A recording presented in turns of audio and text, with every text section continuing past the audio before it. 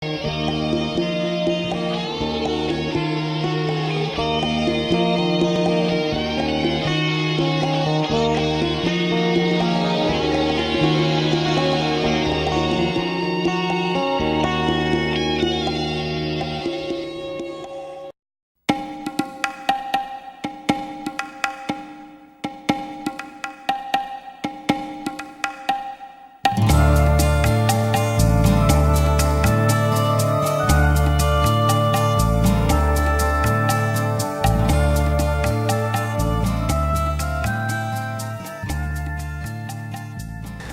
point I'm trying to get to is here that Northrop borrowed a bunch of money and bought TRW Space Systems, the #1 think tank on your planet.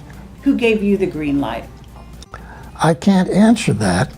All I can say is that the easiest way for me to say what I'm saying is my association with 3 Nordic people in Douglas on the Apollo program.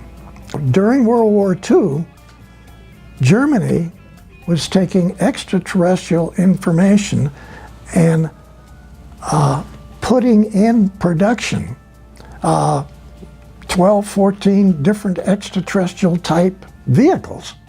They're manufacturing them using slave labor. Almost 90% of that was taken out of Germany before the war even stopped. It was taken to Antarctica and is still operating there today. That there are some positive artificial intelligence out there, but that we do have incoming races of beings that are actually artificially intelligent, you know. Yeah, you can't even see them. Then they put the American flag up, okay? And then they start walking around taking their pictures. And all around the edge of the crater are all these great big things, which so are his statement, Armstrong. Sir, you've got to see these. They're massive. They're threatening. They're threatening us. So, what I want to say again is you're saying everything was planned to 1999, and basically we were stopped at a certain point, and that's a very,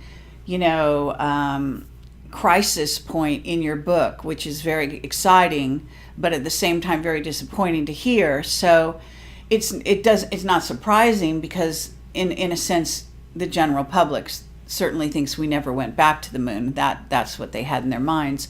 Now I don't believe that. So it went black, in essence. Yes. And this gets into a whole nother area, but I'm going to ask you my question in a minute.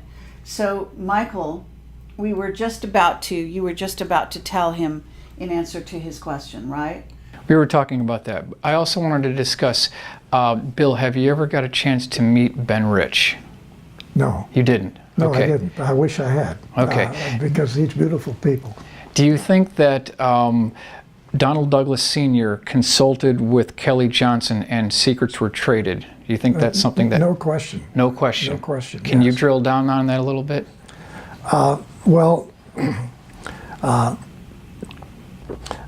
Donald Douglas was far more important in this whole thing than people realize. I'm not trying to give him a big deal, but he certainly was.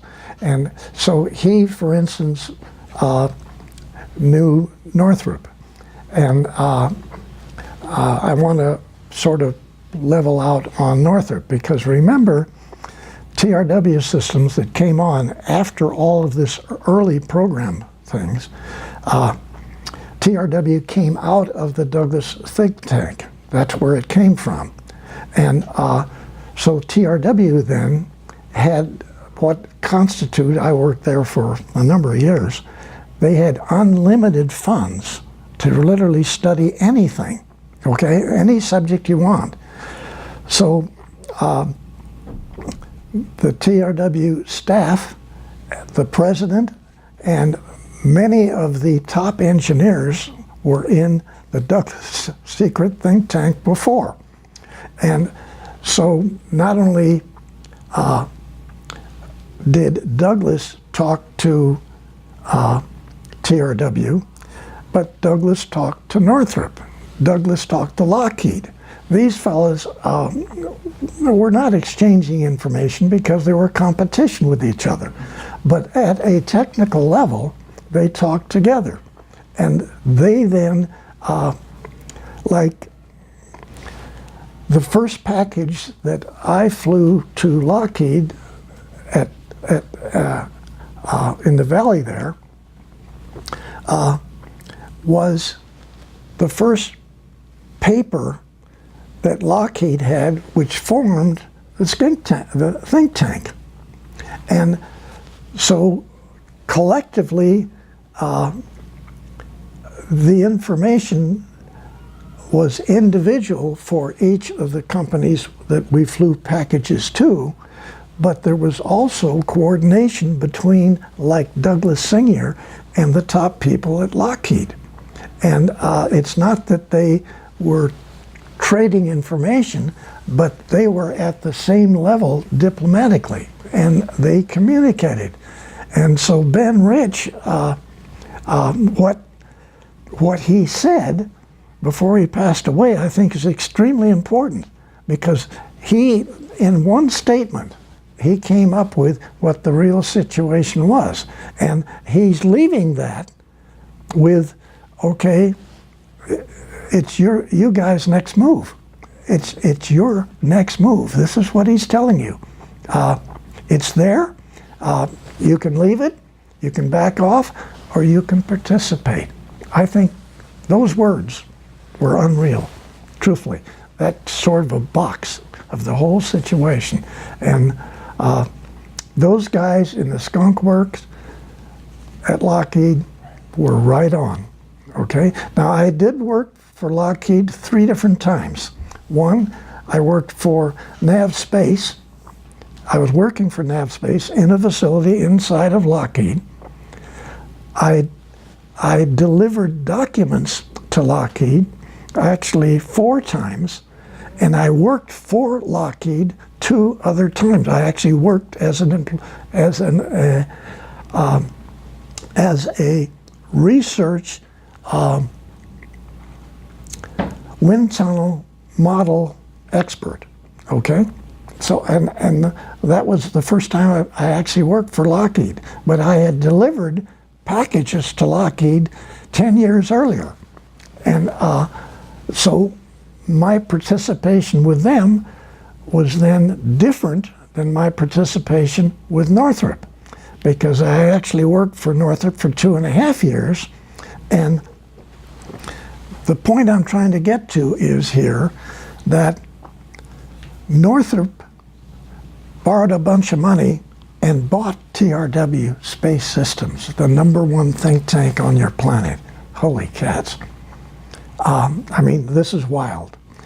Northrop borrowed some money. They went to Virginia. They bought the U.S. Navy's shipbuilding company that builds aircraft carriers. The massive #1 facility on the planet that builds aircraft carriers. Now listen to this. What did they do that for?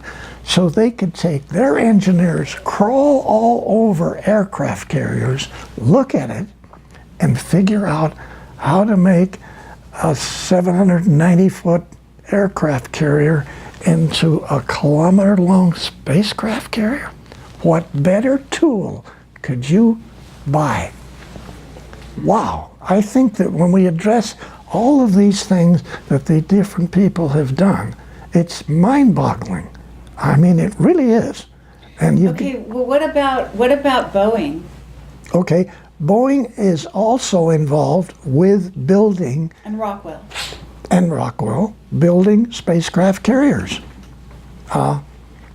And Rockwell, And also what we call, I'm gonna say something here, because I worked on a very short term assignment for, I think it was Boeing, and I was working for the top guy, and they were gonna be designing these, I don't know if it's, I'm not good with this stuff, but F-35 or whatever kind of plane. yeah.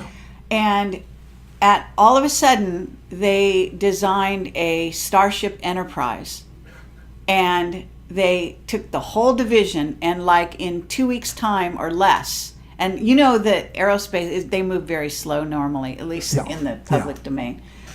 They packed everything up and they shipped it all down to a location somewhere like Redondo Beach. I don't know where it was. Further south, like maybe even further south than Redondo Beach. And they took some of the employees, and I don't know about all, but I mean, it happened so quickly. But I was working for the top guy, so I know that that's what they went to build. Fabulous. So, Ties right in. Perfect. Yes. yeah. So you're right on it, and you know, and it was exciting because they were excited to be packing up and going to do this exciting new project, and I almost wished I could go with them, Right.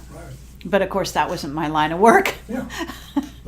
But yeah, so I mean, it's fascinating what goes on now. What you're basically describing, though, is a secret space program that went secret kind of like gradually in a certain way, because some of this stuff was out in the public domain, right? Yes, it was. Yes. And yet the secrecy became more and more dense over the years. And I know a lot of people are puzzled by that. So have you got an evaluation or a critique of how the secrecy got so tight? Is it the infiltration of the reptilians and the fact that you've got Nordics on one side, reptilians on the other, influencing the program? Well, that's one of the keys. Yes. Yeah. And then you have the Dracos influencing the president of your country. So this... Okay, so are we talking Eisenhower, Truman, who are talking, all of them? Yeah, all of them. Really? All of them. Yeah. Okay? And all But with... I thought the president doesn't have any real power. Does he? He has some power. Much of this was kept secret from that level, okay? But MJ-12 is behind the scene, orchestrating a lot of this as well. And you're saying this guy Douglas is part of MJ-12 in the early days. Yeah. Right. So he's very instrumental. Yes, and actually for him to talk, two of the Navy admirals and two of the Army Air Force generals to put together the most advanced study group on the planet and put it into a secret tank inside of Douglas Engineering. I mean, yes, it separated several years later, but Douglas put this together himself based on the Los Angeles event. Right. I mean, this is staggering. Was Rand around during that time, or No. was that after? Rand came out of the think tank. Oh. Actually, there was this divorce that I talked about in the book. So you have TRW and Rand? Was it like that? Well, Rand, because of manufacturing taking over all control of Douglas and removing it from Douglas Sr., okay, they did. And so they didn't want any of this extraterrestrial stuff in their company. They wanted to make airplanes. I don't want them even here. So them finding out about this secret thing blew the whistle. So RAND was formed inside the secret think tank at Douglas. And then there was this big divorce. The divorce took place roughly 8 months before I went to work in 1951. Okay, so they divorced. They used this building right in Santa Monica as their headquarters. But then RAND went worldwide. And if you go down to San Diego and you go out to Point Loma so you can get a view of San Diego, you go up to the top there where the view is. As you went out there, on your left side, underground, that's all RAND. On the right side is nav space, underground on both sides. You're there looking at San Diego. Right over here is all of this massive RAND thing, and all the way back on this side, nav space. You don't realize what came out of the Douglas think tank. How many years is this? That's 70 years ago. I mean, this is crazy. Okay, but let's also talk about NASA a little bit. Okay. Because at a certain point, I mean, you're coming from Douglas. This is a aerospace an aircraft company, and you're bringing changes to Apollo that affect NASA. Yes. Okay, and top dogs at NASA are Debus and von Braun, and they're Nazis, Yes. and they really were Nazis. They were. They're Okay. SS. And okay, so it appears from your book even that NASA is maybe the first place that's infiltrated by Nazis and that ideology. Yes, that's correct. And so Paperclip was not just 10 or 12 German fellows coming here. It was a massive number of a tremendously massive organization that a little bit of it went to Moscow. All the rest went to Antarctica, in those big caverns in Antarctica. You got 5%. Meaning U.S. U.S., yes. Okay, but Britain got some. Yeah, but there's little bits.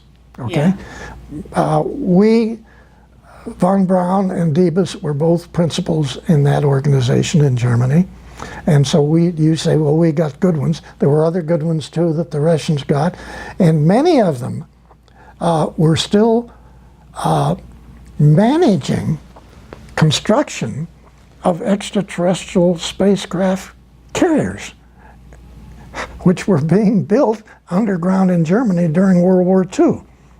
Okay? You mean when they came to work for us, they were continuing?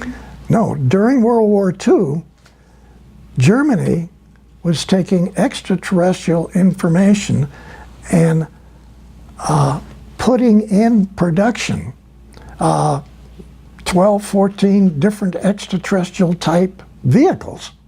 They're manufacturing them using slave labor. Almost 90% of that was taken out of Germany before the war even stopped. It was taken to Antarctica and is still operating there today. Right. New Berlin. Yeah, Yeah. unbelievable. Right. Unbelievable. So is that why John Kerry went down to to Antarctica while we had a presidential election being held? Okay. Okay. Well, I have whistleblowers who've talked about Antarctica, and I've released information about this. Now, I'm not a whistleblower, okay? I am simply an individual You're who has sanctioned been by the military. That's a whole different ballgame. Okay. All right. You're coming from a completely different angle. Most of the people that I deal with have worked in above block top secret. Okay, I may even have worked with you or near you, but they have come out of the organization. Then they start talking. In some cases, violating their security agreements. Okay, I don't know what that's all about, but I am just trying to put it aside. I understand, but this is a radical change for the military to be actually bringing one of their own forward in this way. And I wonder if your enthusiasm is it going to be catching? Are there going to be others like you? This is what we're hoping will take place.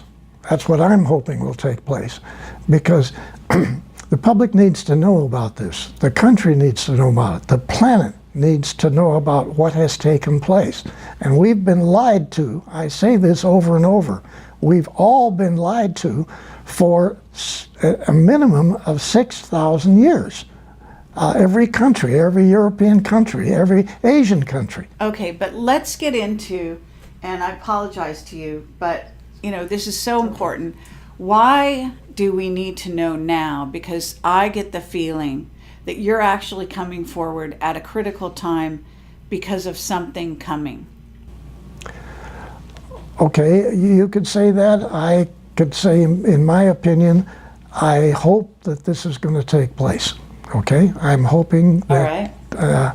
that this will benefit release of this subject. That's my hope. That's okay, but is, why are they choosing now? I mean, you were sitting around, you're really 93? Yes. So you were sitting around, I assume. I mean, you were a fantastically busy person building all these things and designing all these things, but at some point you must have sort of retired and been, less busy, yet less utilized by them. Okay. And you must have, even during the time you're writing your book, and I know that Bob Wood talked to you back in 2009, and I think there was some kind of interaction with you with some other reporters or somebody back in 2002 or something like that. And this is what was written in the back of your book. And yet, you basically had, the lid was on everything you were doing, and even Bob Wood didn't come forward with the interview he'd done with you back in 2009 until 1 year ago, almost 1 year ago to now, when somebody in the organization who's bringing you forward contacted, it appears, Michael Salla. Okay, Michael Salas, he's done his homework. Okay, now, and he's a nice guy too. But Sure. through freedom of information, unlike many people, he has taken the time and taken all the hits of not releasing the information, okay? And then eventually getting substantiation for Admiral Riccobata, before he took over Naval Air Station San Diego, okay? Mm-hmm. He went to Lockheed, he went to Douglas, he went over to Northrop, he goes to North American. What is this all about? And 4 to 6 weeks later, Bill Tompkins takes packages to these people. What is this all about? That's now been verified through freedom of information that Michael Salas has got, and he's got a great deal more information. He's been pulling substantiation for the things we're talking about here, mm-hmm. Okay? Verifying it. And okay, but that doesn't explain why it took you that long to come forward. Who gave you the green light at a certain juncture, approximately 1 year ago, to come forward? Well, actually, it's not like what happened 1 year ago. That I don't even know what that answer is, because let's go back to the south part of Oregon and this Navy League Council that I set up in Oregon. And I had my ship models. I put them in the big mall. We could talk about it. There was an article in the paper that some people in downtown Medford, Oregon, were going to have a Navy League Council. And so I get the information in the paper, and then I have people calling us. I stood in the center of the mall 3 weekends. I had a little place there with documentation about the Navy League, and I got 70, 80 people within about 3 months, and we formed this Navy League Council. Okay, what year was this? This was 2009, 2007 time period, and I contact the commander, Naval Air Station, Naval Base, Washington, D.C., who's commander of Subgroup 9, the Boomer subs, and I talked to him, and I talked him into coming down to Medford, Oregon, in the big restaurant there, and throwing holy water on this new Navy League Council. And admirals don't do that. Admirals don't do that. Maybe a lieutenant does, or maybe a commander, or a lieutenant commander. Admirals don't do that, okay? Don't ask me how that happened. Somebody threw a little bit of whatever, and this admiral, who has a fantastic background himself on the subject, So we talking throws Bobby holy Raymond? water on a Navy League Council in the boondocks down But in... are we talking Bobby Ray Inman at this point? No, we're talking a different guy Another one. entirely. A Yeah, different admiral. yeah. Can we know his name or not? I'd rather not put it in now, but right. I'm just saying... So no, you came up. what I need to say to Yeah. you, and to help you in your understanding here, again, for whatever reason, I end up with some 70 retired naval top officers in this council, and you can't justify that in a boony town in southern Oregon that all is there is just chopping down logs, All right. okay? Okay.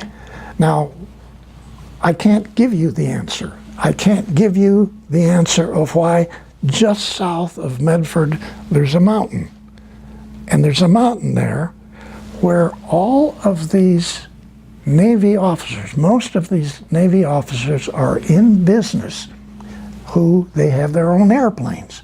They fly all over the United States and Canada. They see UFOs coming south, coming from the east, going into the side of this mountain, This isn't Mount Shasta, is it? Mount Shasta. It is. Okay. And so they take their airplanes and they fly collectively, 7, 8, 9 planes, trying to find the door. And they don't find the door. And then while they're doing this, 2 of them come out, Right. just next to them, fly right past their airplanes. Pretty awesome. Oh my Yeah. gosh. What did you say? So what are all these, how, You know, look, you're in contact, even to this day, with Nordics. You're being influenced. You're being communicated with Telepathically. Yes. Okay, so that's what they did. They basically kind of telepathically said, "Hey Bill, this will be a great idea for you. You'll go down. You'll start this association, and if you build it, they will come." Right? And they did. Yeah. Okay, and they did, but I can't justify, okay? Why in the world would we have that many top off? One is at a Marine general. Yeah. We had 7 captains. Well, I can help a little bit with this because as a psychic, whatever you want to call it, I can say that I did go to Shasta and I was communicated with by the Telos people who had told me it was extremely sad story about how the reptilians had taken over Shasta and that their whole civilization was at risk. So they perhaps were sending out the, signal, and this was in 2010. Okay. And so we're pretty close in dates here Yeah. as to when your thing happened. So you were kickstarting the whole operation, Right. Yeah. okay? Yeah. And and that was very moving for me and very shocking. Very shocking. And it was evident also in the terrain. You could actually see there was a frequency fence of some kind that had been put up in that area that was actually killing the wildlife and Yes. the pine trees and everything. You could see everything was starting to die. Yeah. Which, But I have to say, it's really almost laughable that you have all these Navy officers. They're all in business, which requires them to have an airplane. They fly. They're talking back and forth between their airplanes. One guy's coming east, the other guy's north, and one comes out of the mountain here, another guy comes in on the other side, and then actually when 2 of them are flying together, They come right out and go between the two airplanes. I mean, and then you say there's no UFOs, okay?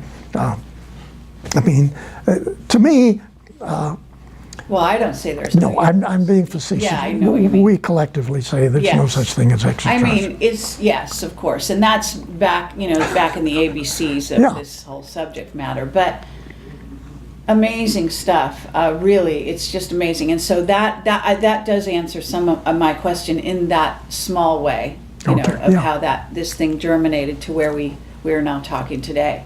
But Michael, I know this is jumping back a bit. That's okay. That's all right. I'm But- okay. Did you get your question answered about the moon? Yeah, I think so. I want to just kind of get back on that really quickly. Bill, when Neil Armstrong and Buzz Aldrin landed at Tranquility Base on July 20th of 1969, were they given foreknowledge of what they were going to find when they got there, or were they just flying blind and they saw? Sort of had foreknowledge. Let me tell you why. Okay, we talk about these. You've heard their comments about, oh my gosh, there are other crafts out here. This is before you get to the moon. They're flying from here to the moon, and so then they describe some of these. Okay, one or two of the very large kilometer or 2 kilometer long spacecraft carriers came in from one side of the Apollo control module. So the Apollo's coming here, this vehicle is coming in like it's going to go exactly into the vehicle, our vehicle. And of course it makes the turn, and you essentially get the feeling you're being given the finger, okay? So you go on, you make your rotation around, you get all set up and to land. And so as you're landing from down behind the crater, these vehicles come up and park. Okay?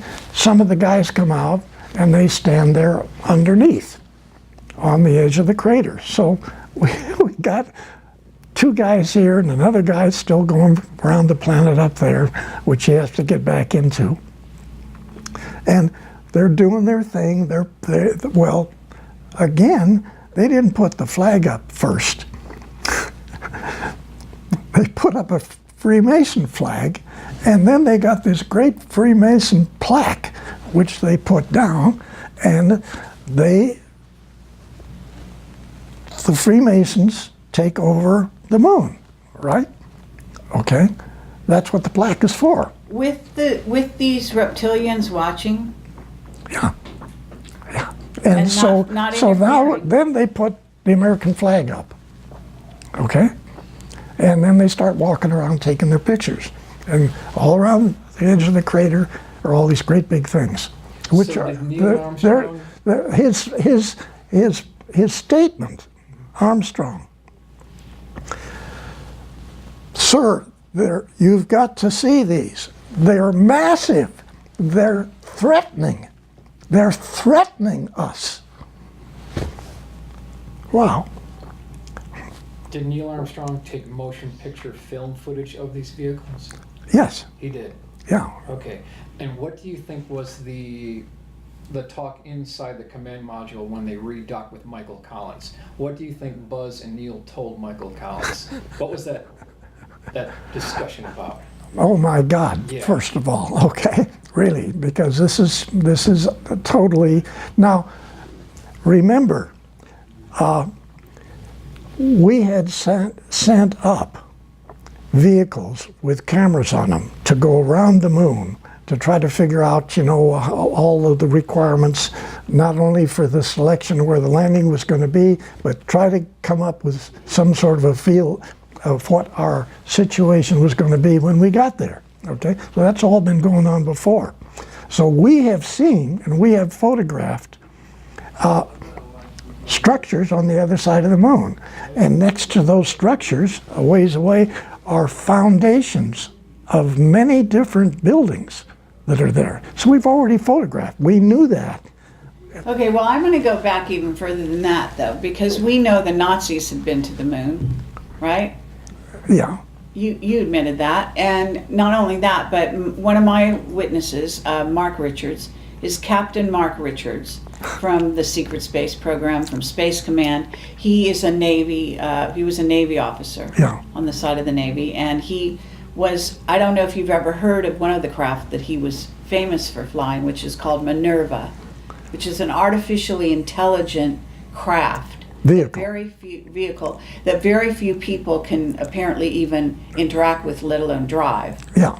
So Okay. he's in prison in Northern California Mm-hmm. because he's, I guess, he's been framed for murder, and he's the enemy of the reptilians who are in office and Dracos. But he said that by the 60s and early 60s, we had a base on the moon, even though we'd been told no, we couldn't.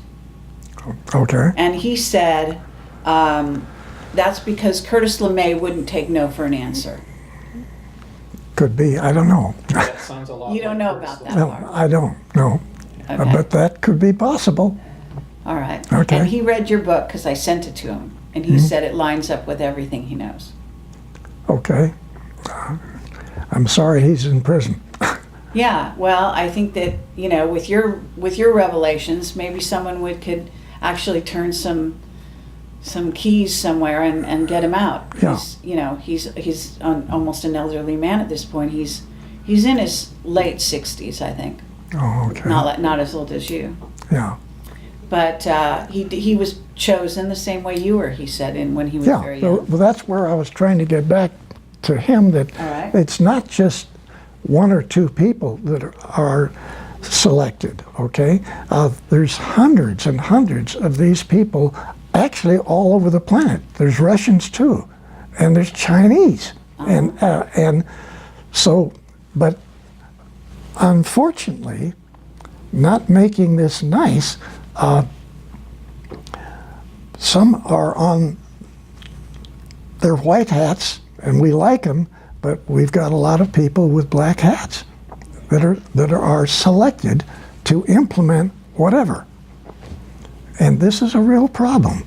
And you can't cover this part of it up and just say, I don't believe that, okay? Oh, yeah. We are stuck with situations, plural, not one, but situations with which we don't have control over. And we are being used, we have been being used, and I hate to say this, but we're just a laboratory for them. Stop and think, that's not your moon, this is not your planet, and they own the planet, and we are their lab. We're their laboratory, and they're Assocha's laboratories, other extraterrestrials Right. coming in, doing their agenda. Yes. And And this has been going on for eons, and we know about this, but I have to say, there is a reason for all of this. And Yeah. I want to get to this idea that the Nordics are coming here. Mark said the same thing to me. Around the same time you're releasing this, he was saying to me on my one-on-one interview with him in prison. I go to interview him in prison. I've done it 5 times now. And he said, the Nordics want the humans to come up to speed militarily and in terms of consciousness, etc., so that they can join the fight against the reptilians and Dracos that are basically plundering the galaxies, taking over planets, etc. And you've said something very similar to that. yeah, I have to agree with that. I'm just saying that this is our situation, and it's And our military is very aware of this. And so what they've been doing is funneling what we call black project money, billions, into building this secret space program that's now practically what we call a rogue civilization. It's almost living so far in advance of the way we live in terms of technology and in terms of everything else. okay. Adding to that, you have Solar Warden. People don't believe that we have Solar Warden, okay? I believe it. Yeah. Okay, but it is 8 Navy space battle groups with destroyers, cruisers, other vehicles, support vehicles, transports, trucks, all kinds of stuff. They're operating off of Nordic bases, okay? Their families, their children, live in Nordic facilities. They go to Nordic restaurants for food. Just like the 6 people in Lockheed, which are here, working, or they have their own facilities in an area in Burbank. Those 6 fellows have wives and children. They're in the public schools there. They go to restaurants and they nobody go. knows their And Nordics. the manager of that 6 group, they are. They have their own mission, which again is talking about this region of the galaxy, this arm, and so they could just as well have been on board the moon facilities, but they're local. And yes, once in a while they help the skunk works, but that's not their job. They're not contracted. And okay, he lives 3,700 comparable years, and so do the children, the wife. Okay, the children go to the schools, but every hour they put in class, they're being taught telepathically their own information, because they can finish a 4-year college degree by 9 years old. Mm-hmm. Okay, Sure. and they're right here in Burbank. Now, yes, we've got all this other stuff out there too that's being operated in the same manner, and those people are they're not necessarily here as a contract to help Lockheed, but yes, they do once in a while talk with the skunk works, make side issues, make side suggestions. So Okay, but what about you? Because you're 93 years old. Were you not offered to live 3,000 years, or did you? What's your relationship with them? Are they just giving you upgrades so you lasted even this long, or are they gonna allow you to leave the earth and leave this body, this vehicle, and go back and join them? Let's talk for a minute about extended life. Yeah. Okay? Now, extended life didn't start here in the United States last week. Okay? Mm-hmm. Extended life was even implemented into the information that the Draco reptilian group educated some of the German people. So, No doubt about it. 'Cause I yeah. have Now, eyewitnesses. so again, you say, well, what's extended life? Extended life was heavily involved in the secret think tank inside of Douglas. Okay, another subject. But then at TRW, where I worked later on, it was a really big program. I mean, really big program with hundreds of people involved. Okay? But even before that, the Nazis were reverse aging people. Yes. I have a witness about that who actually said Werner von Braun was one of them. Okay, I've heard that. I don't know that. All right, never mind. Dr. Debus, all I got was he shaked his head. So I don't know that when that came up. Shaked his head no or yes. No. So maybe he was, I don't know. Right. All Well, right? But, why would they tell us? yeah, but okay. whatever. And I spent a lot of time with that whole week with essentially the number one guy managing NASA, okay? Right. Von Braun was supposedly the head of everything. Debus was the real head of everything. Okay. Okay, back to extended life. As it is sort of addressed today, what you do is you take an aspirin-sized pill, one every month for 4 months, okay? Or it could be an injection. Immediately you start feeling much better, okay?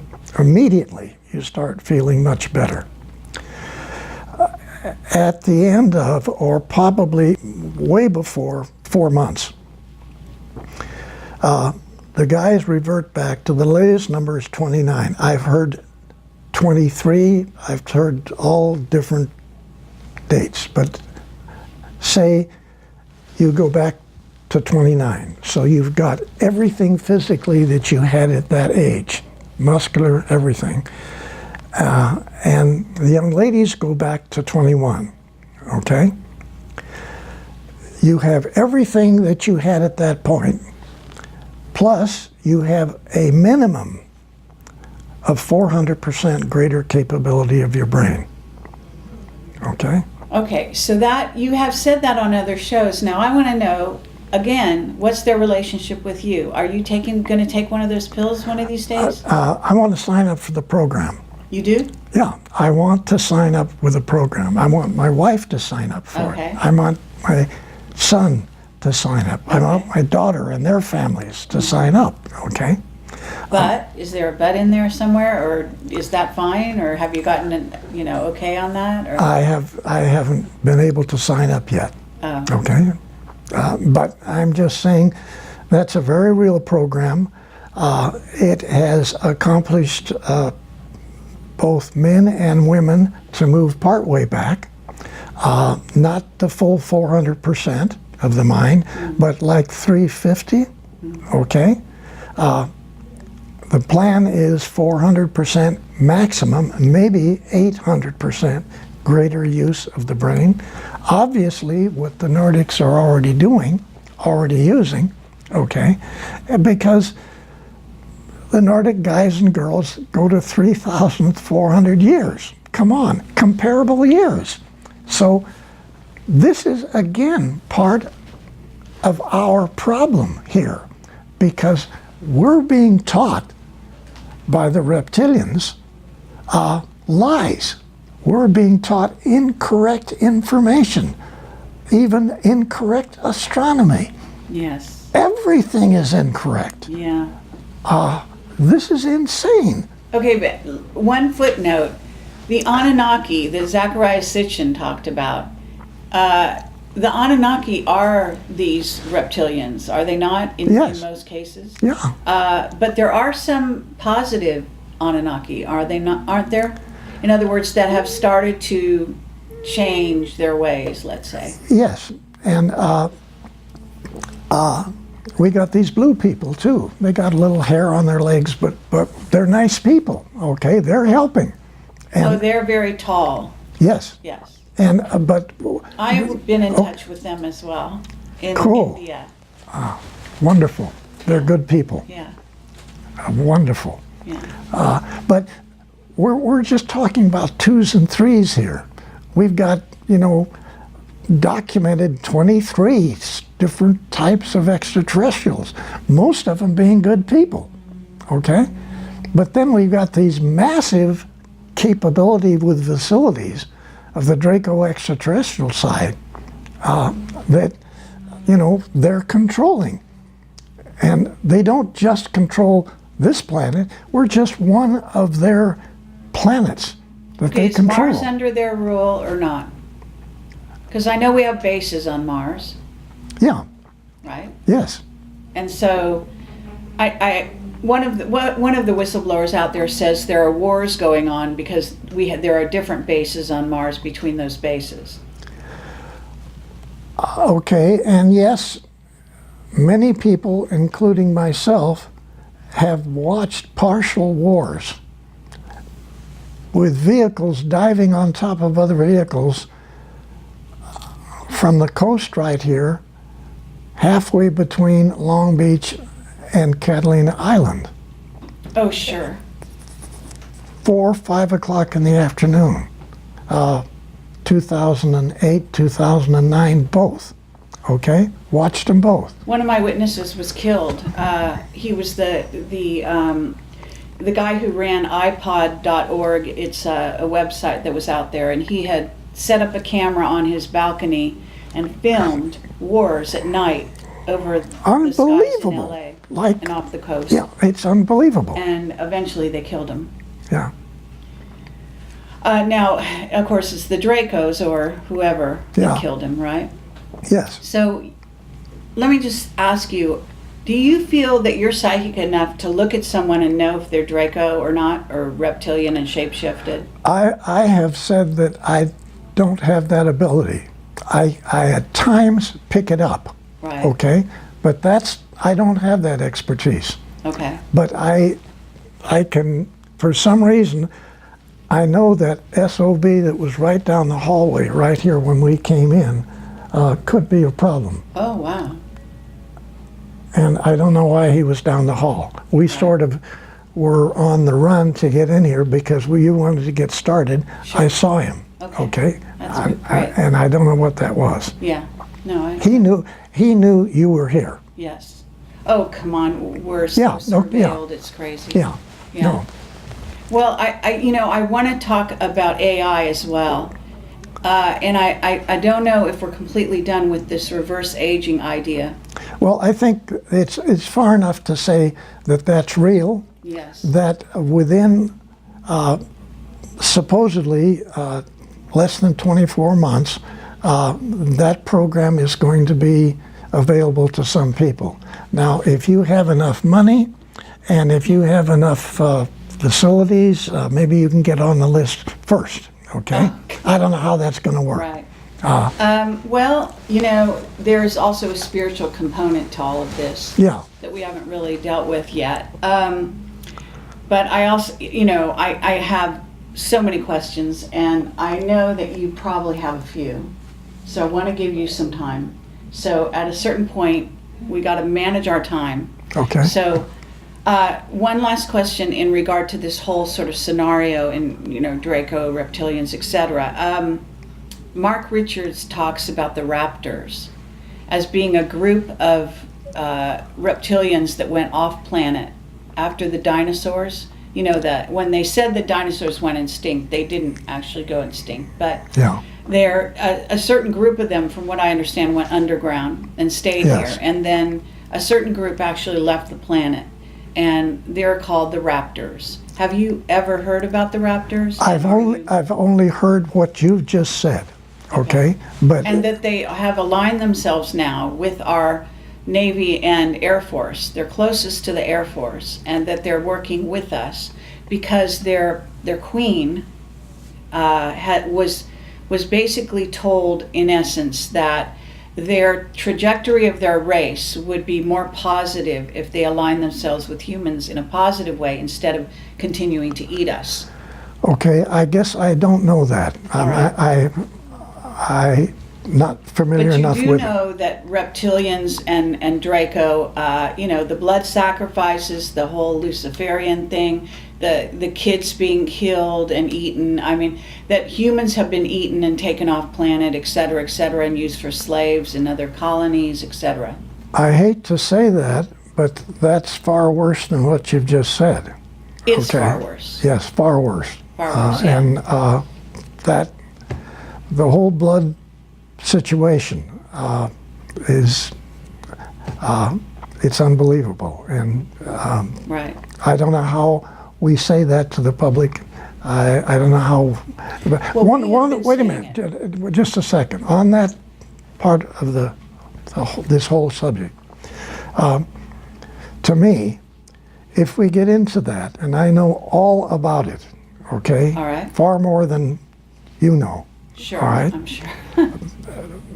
When we get into that, if we release it, 70-80% of everybody that listens to your program is going to say, you're smoking pot. I don't believe that, and I don't believe anything you people talk about on extraterrestrial. And it's going to kill what disclosure is trying to do. That's my But you opinion. know the pedophilia is starting to be exposed everywhere. You know that much is Yeah. coming Oh, out. yeah. But you know the part that I don't want to talk about, I hear you. okay? Yeah. It saying as much as you said right now is actually great. Okay? You know what I mean? Yes. Because you basically are, anyone who's hearing everything else you say is going to have to come to home with this. And if they want to know more, it's out there. It's more and more, it's out there. Yeah. Now, I'm not going to speak for Bob, but Bob Wood, Dr. Wood, who's worked with me on my book, okay? Yes. He's a genius. If we were in the conference room and we were talking and there was a big table there, he would have his fist like this and he would slam that table. I want every GD thing exposed. I want it all Good out. for him. That's lovely to hear.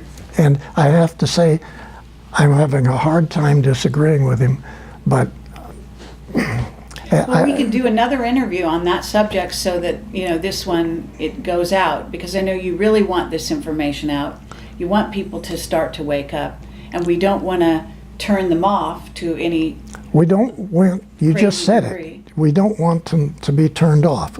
We don't want them to not believe what's being said, okay? know, but- and this, Yeah, it's- and some, we can get into it partially, but I'm saying, I personally don't want to be involved in doing what Bob wants to do. It's too heavy. I All think right. I think it's gonna really hurt getting more people to get involved in this subject. Okay, they're gonna say that Bill Tompkins is smoking pot. I don't believe one damn word. I don't want to hear about any of this. Okay, Yeah. I don't want to hear about it. I understand. Let me say, because I have interviewed people about these subjects and dealt with this and Mark Riches is very open about it. Yeah, Interestingly, but he's in prison, and so they think he's got plausible deniability. Says no one's going to believe someone who's in prison. You know what I'm saying? Sure. So that's how they allow that to happen. But I do want to say my philosophy on this, which is humans are not protecting themselves. They're not protected, and so if you don't warn them, you're culpable. The next time somebody gets Yeah. snatched and eaten or taken away, or their child, and I'm more concerned about the children, obviously, than anything else. that's You know, that's it. That's what. and so that's my statement. My statement is, I care about the children, and I want to protect the children. How can you protect a child? You must tell them. You must tell their parents what's happening, what's really going on this planet, and it's about time we humans are able to protect ourselves. Yeah. There's a lot of New Agers out there who want nothing but to believe that there's ETs, definitely, but they're all hearts and flowers and good guys.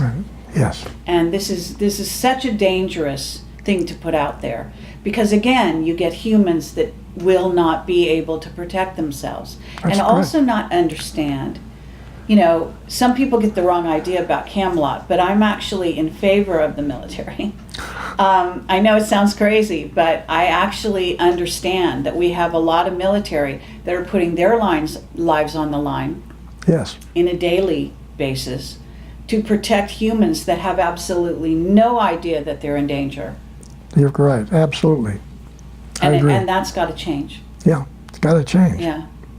So, I realize that people have no idea what a brave man you are.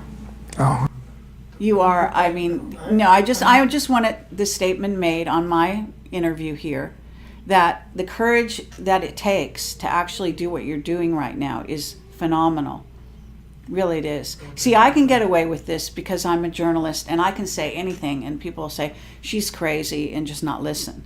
But someone with your stature, with your reputation and your documentation and where you were and where you come from and all of that, this is substantial. I don't think people can ignore you. I don't think they can. Well, I sure hope they don't, because frankly, we need help. Yeah. We need everybody involved in this. That's not a lie. We need help. Yes, absolutely. So at this moment, what I want to do is I'm going to get back to AI at a certain point, but I want Michael to ask any questions he's burning questions that you have right now. Okay, that's fine. Bill, let's switch gears here, but we're still on the same topic of naval programs. What was the primary mission of the 1946 naval program known as Operation High Jump, and what really happened? Very interesting. Essentially, the World War II had ended. We didn't win. It's just sort of ended. And the Navy had been involved with the German facilities in Antarctica and the Draco reptilian facilities in caverns in the Antarctica. And this program was well accepted. And then when Paperclip took place, this is where many of the German elite technical people left Germany and went to their facilities in Antarctica. Some of them went to Russia, some went to England, and a large number of them, von Braun and Dr. Debus and their people, came to the United States. So there's an admiral called Admiral Nimitz, and he got with another Navy admiral, and they formed the largest U.S. Navy battle group that we had ever had, with the number of ships and the number of facilities, personnel. There was over 400 airplanes involved. Many of them were enormous flying boats, PB-3s, TBFs, which were all in this battle group that went to our South Pole to clean up the mess down there, okay? There are large tunnels underneath the water all around Antarctica where the Germans, with very, very large truck submarines, had been taking facilities from Germany to Antarctica, the facilities had in Antarctica. So everybody said, we got Paperclip here in the United States, but you don't realize that 60, 70%, even slave labor personnel, were put in these submarines and taken back to Antarctica through these big tunnels to very large facilities. So yes, there were extraterrestrial UFOs there too, and there were some production German UFOs also. So when we got within what you would call battle range of Antarctica, we had already flown half of our aircraft to the other side of Antarctica with the facilities to enter the mainland from the other side. We were going to come in from essentially the Pacific side. So UFOs came up out of the ocean at both sides. They eliminated every aircraft, including all of the helicopters, flying boats, every aircraft we had were eliminated in about 20 minutes. We had already started operations, landing type operations. And those ships and all those personnel were sunk. They ended up going to the bottom of the ocean off of the coast. So Admiral Byrd and Admiral Nimitz, with the tail between their legs, took off back to the United States as fast as they could go, okay? And never went back. A little bit like going to the moon and never coming back, okay? So that mission obviously failed to do any damage because they were supposed to go out there, pick up a bunch of prisoners, bring them back, and then blow up all of the facilities with this massive U.S. Navy battle group. And we didn't do that. We came back and we're not going to do that again. I think that basically says what the mission was and what happened, okay? And essentially, you haven't gone back again since, and you probably never will. So you don't have the capability to fight the Draco reptilian technical capabilities. But there are people going there. Yes. There are military going there. Yes. And they have also a telescope there that's supposed to be specially stationed to look for the incoming of Planet X or Nibiru or whatever. Well, they have a facility there like you have, your Air Force has at the Offutt Air Force Base in Omaha, Nebraska. There's a picture, a drawing that I made in the front of the book where it shows the command center, which is not a command center. What it is, it's a receiving center for information in this part of the galaxy. Right. For us. And then you have a separate command center that the Air Force has in that big mountain range. But the one we're talking about is like the Dracos have that the SS still uses, which is in Antarctica, and it's a controlling area of incoming vehicles that are not German or primarily not reptilian Draco type facilities. They could be Nordic, and they don't want the Nordics there. So that telescope facility also has much greater capability than any telescope that we have, and we just had in the last couple of 3 months found out that there are 2 trillion galaxies out there. Wow. So we got better capability as far as we're concerned. The ones that the Draco reptilian have in Antarctica is much bigger than that. Wow. Okay, but how is it that the humans are they do go down there? Are you saying that the ones that are allowed down there are Draco or reptilian, or are you saying that they allow them to come and go because that's some kind of treaty or arrangement? Well, it's just a arrangement between what was left of the SS and the people that are working in Germany on extraterrestrial vehicles. They have them in production. Still. Today. And you went down there to clean that up, and you didn't win that battle.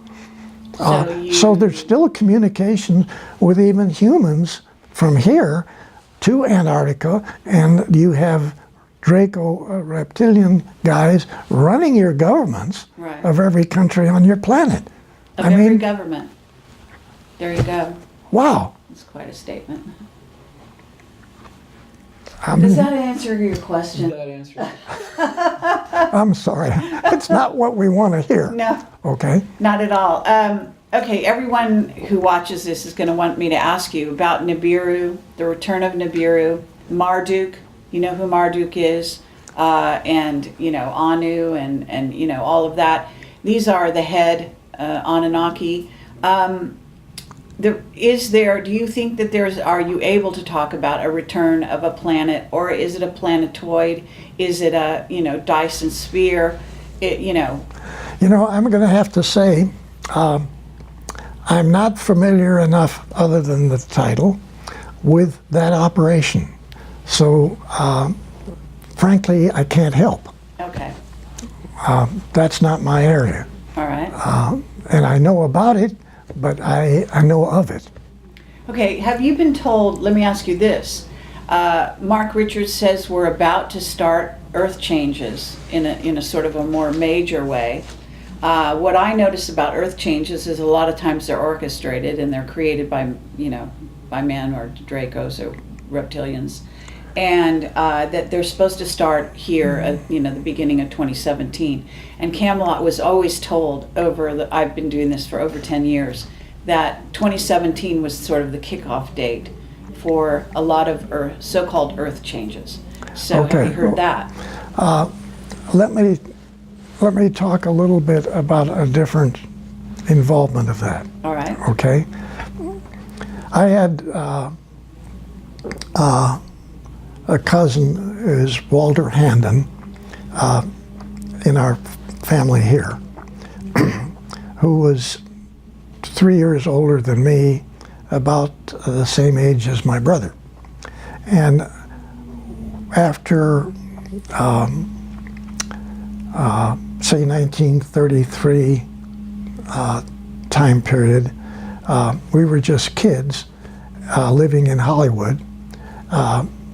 Walter's house he was the only child.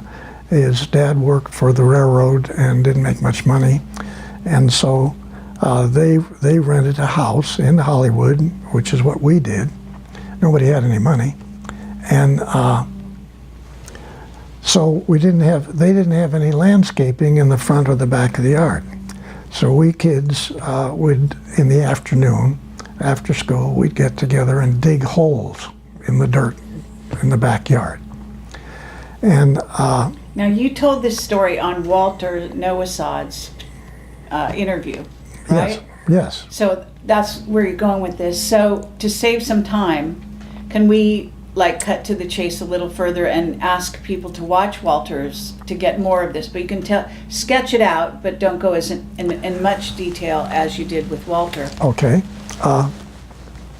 So my cousin Walter became a geophysicist, astrophysicist, was later Dean of Texas M down in Houston. One of the 5 top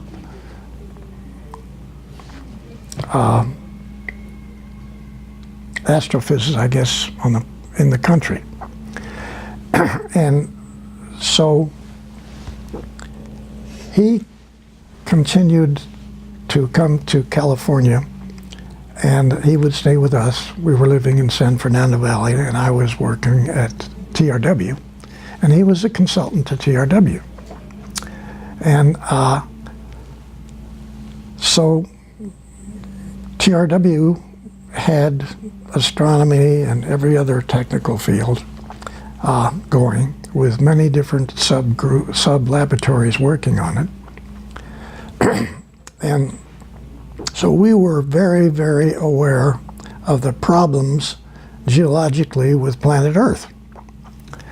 And this gets into not just Noah's problem, where he had the flood and he took care of it quite well, but there had been 7 floods since Noah's flood, and one of those was really bad. But what takes place here, and it's a little hard to visualize, way back, the planet only had one continent. And as we know, those continents Well, the planet was trying to fix its uneven rotation. So the planet separated into different continents. So what's taking place since then, on every so many years since that took place, two major things take place. Well, three, I'm sorry. One is that every so many years, the planet has literally dozens and dozens of volcanoes all running at the same time from Alaska down the Pacific coast to the Pacific coast of South America. They're Ring of Fire, what's called. And they have these continuous volcanoes all going. Fouls up the atmosphere on the planet to where a lot of people don't make it. A lot of fish don't make it. Now, then separately, we have this situation where we have earthquakes. Some of these are really bad. Then the third thing is the real problem. Today, as we're talking, the Pacific plate is climbing up on top of the American plate, which would be United States, and it's getting ready to push it down into the magma. And the same thing will happen in South America too. It'll climb up over South America and push the Andes and everything on down into the magma. So not too many people live through these kinds of events. So essentially, planet Earth is not a really choice place to live from the geology standpoint. We know that there are hundreds of million galaxies out there. We know that there's millions and millions of stars in our own galaxy, and that there are millions and millions of other planets which are at supposedly the right location out from the star, not too close in, not too far out, rotating, which produce unbelievably 2 and 3 and 4 times the size of Earth, total Eutippides, unbelievable planets, unbelievable atmosphere, gorgeous places to live, okay? So when the people in the secret think tank inside of Douglas were doing their studies, they came up with a thrust to review the geology of the planet, confirm the situations with the support of the Nordics of moving people off of the planet to other stars, planets that the Nordics are very, very aware of, and live their utopian lives. Okay? So when you look on page so-and-so in that book that I wrote, Selected by Extraterrestrials, you're going to see a detailed drawing of a 17-kilometer long space transport, which came out of one of the many designs of extraterrestrial type vehicles for the U.S. Navy. Okay? Now you have to ask the question, what's the relationship of the geological part of the planet and the fellows that were studying our problem here, which of course was extraterrestrial, but then it's also geological. Wow. And so these two things were put together a long time ago. And yes, you got nice suggestions by your cousins, the Nordics. Look into this, gentlemen, ladies and gentlemen, look at it. Take a real good look at where you live, and what is the next date for either one of the three problems to hit us again? Okay. Oh my goodness. What is it? We're overdue. We're overdue for that day. unquote. Okay. Now, my cousin, Walter Handon, was in on everything that I just said. He was the top expert to the most advanced astronomical space think tank on the planet. Okay? So is he still alive? No, he passed away quite a few years ago. Oh, Real nice guy. right. He and I brought this stuff back and forth just continually. And for him to be consultant of the company that I'm working for, you know, that was really beautiful for me. Well, may I ask why, like, can the Nordics help somebody like that before they die, or is that a choice? I Or think, are you sure he died and didn't just go to another planet? okay, there again, a lot of people don't believe that they have many lives, okay? Some have more than others. Oh, okay? yeah, absolutely. I But believe we it. don't just die here and that's it, Sure. okay? We've got a whole lot of other stuff we got to do, okay? And so TRW, again, in their programming on that particular subject, actually told John Walter almost the date that he was going to step out, Oh, okay. and told him which of 7 different previous lives he was going to relive. New versions of. Oh, uh-huh. And I thought that was kind of cool. Right. Now, I can't prove that. I'm only saying this is what he tells me. Well, it makes And, sense. and I'm saying that I personally, my wife and I, our family believes that, you know, this is only part-time here. You got a real job out there. Sure. And so there's got to be that relationship, yes. Absolutely. Okay. Very In good. fact, you're going to have a lot of fun in another one of yours. I know that. You do? Really, you're going to have a ball. Okay. So what I want to say here is about artificial intelligence. Because when I dealt with Mark, we know the reptilian and the Draco threat and all of that. Yes. And other ET races as well, of which there are many that are still, you know, negatively, what I would call negatively based. And maybe as big a threat as they are. The chromaton comes to mind, the dragon moss, and there's also some other very diabolical creatures that even the Draco and the reptilians fear, Yes, from what I hear. yes, that's correct. Okay. Absolutely. All right. And what about artificial intelligence? Isn't that a threat? I mean, I was told by Mark that there are some positive artificial intelligence out there, but that we do have incoming races of beings that are actually artificially intelligent, you know. Yeah, you can't even see them. There are some invisible ones, yes, he Yeah, said you that. can't even see them. Intelligence. So you've dealt with this? Yes, Yeah? no question. And maybe not 1 or 2, maybe like thousands. Oh, really? Okay, with agendas. Yes. And unfortunately, again, both pro and con. Right. White hats and black hats. Yes. And some of them are essentially supporting Draco reptilian type of missions, Sure.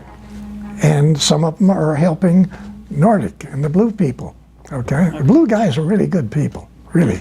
Yeah, they're got that. Okay. Yes, I agree with that. So, you know. Wait a minute. This little dissertation right here yes. has been fun for me. Oh, good.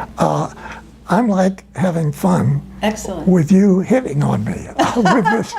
You're trying to bang me. You're trying to hit me over the head. And really, you know so much about this subject. It's unreal. Oh, that's I just have to There you go, say, Gary. I have to say, well, coming from you. That's saying no, a lot. I have to say, you're beautiful. You really know what's going on. Thank you. Thank you. Thank you. Really. Well, you know who I have to thank. So Okay. I'm not going to take all the credit there. But thank you. That's lovely Yes. to say. Thank you very much. Okay. What are we on time? What time did you want to get out of here? It's 2 o'clock. It's 2:00. Okay. So we have kept you for a very long time. Okay. I can wrap this up here. I think Okay. maybe this is plenty of time for a person of your age, even though Okay. you're not always going to be this Yeah. age. Yeah. I get Right. that. But so I guess cameras are still rolling, and I guess we should wrap this up. And I want to say thank you I very love much. you. Love you. Love you, and Okay. thank you for your Yeah. service to humanity. Okay. Okay? Appreciate it. And I mean that from the bottom of my heart and the top of my heart.